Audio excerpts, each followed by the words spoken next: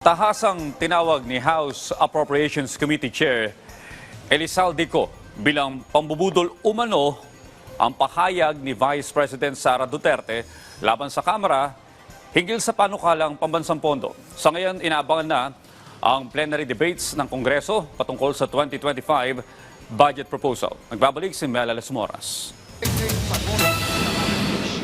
Bumuelta si House Committee on Appropriations Chair Elizalde Co laban sa paratang ni Vice President Sara Duterte na kinokontrol umano ng liderato ng Kamara ang budget ng bansa. Ayon kay Co, isa itong malaking pambubudol. Huwag na raw dapat pagdiskitahan ng ikalawang Pangulo ang trabaho ng mga mambabatas. Mag-focus na lang dapat anya ang Vice Presidente sa mga tanong na hindi niya masagot. Hinihintay kasi ng taong bayan ang kanyang paliwanag, lalo na sa naging paggastos ng kontrobersyal na confidential funds. Malinaw na pambubudol o panlilinlang sa mga Pilipino ang pagsasabi niyang kinikilala niya ang kapangyarihan ng Kongreso sa budget. Malinaw naman sa tao, live sa TV at internet, kung ano ang kanyang asal. Karapatan at trabaho ng Kongreso ang pagbubusisi ng budget. Ang hindi niya pagsagot sa maayos na tanong at lalo pa ang hindi niya pagdalo sa hearing ngayon ay nagpapakita na kawalang respeto at paggalang sa mga kinatawan ng taong bayan. Hindi lang po kongresista ang winalanghiyan niya dito, kung hindi ang buong sambayanang Pilipinas. Ikinumpara pa ng Appropriations Chair sa PDAF scam ang mabilis na paggamit noon ni VP Sara ng confidential funds na una na nilang inalis. Nais na rin ni Co na irekomenda ang paglilipat ng social services budget ng OVP sa iba pang line agencies para hindi umano mawaldas. COA at hindi Kongreso ang nagsasabing mali ang paggamit ng 73 million sa 125 million confidential funds na ginamit lang sa loob ng 11 days. Talo pa po dito ang pondo ng Napoles Fund na gamit ng 60 days. Ito po, 11 days lang. And ngayon, bibigyan pa ba natin siya ng 2 billion na panggagastos daw sa mahihirap? Ibigay po natin to sa tamang ahensya.